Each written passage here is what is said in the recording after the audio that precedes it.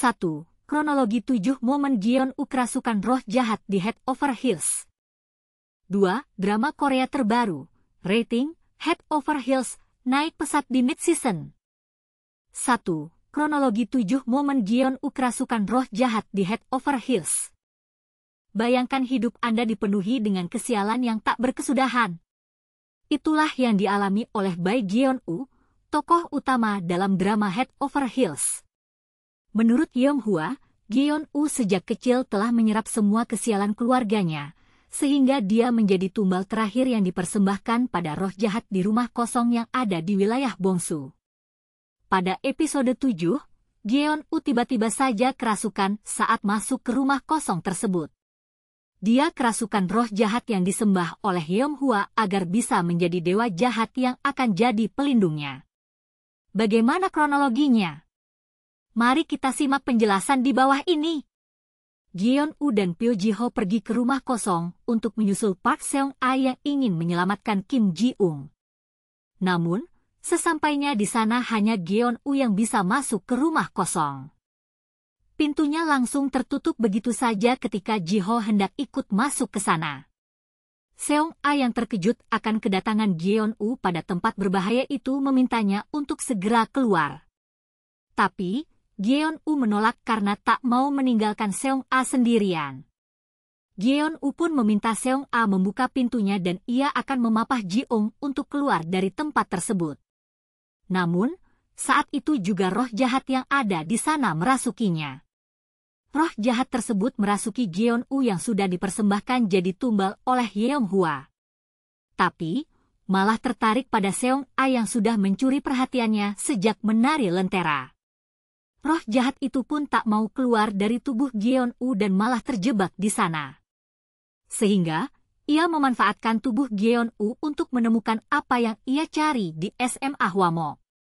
Dia juga membuat kesepakatan dengan Jeon-woo untuk berbagi tubuh. Jeon-woo akan meminjamkan tubuhnya saat di sekolah dan ia akan membiarkan Jeon-woo ikut lomba panahan.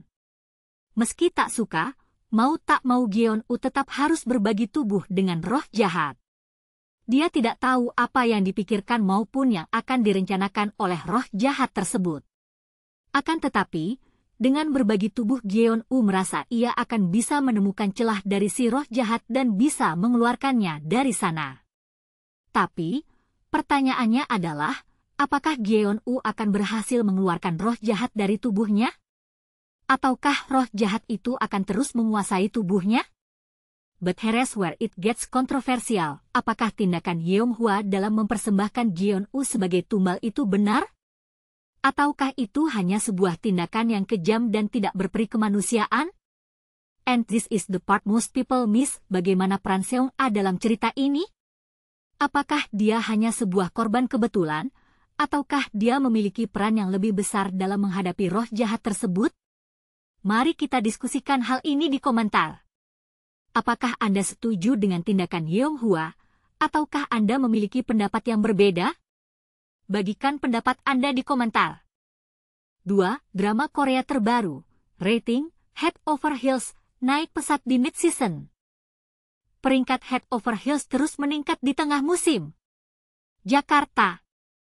Pada malam Senin 14 Juli, dua drama Korea yang menarik perhatian, Head Over Heels di TVN dan Salon The Homes di ENA. Drama pertama, Head Over Heels, tampaknya semakin populer di mata penonton.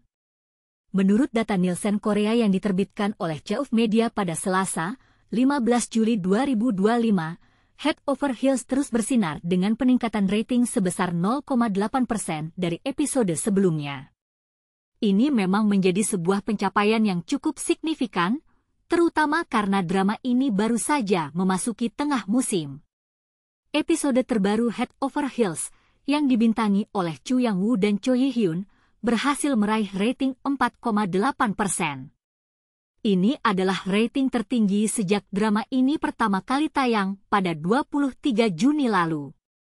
Pencapaian ini tentu saja membuat pemirsa semakin tertarik untuk menonton episode-episode berikutnya.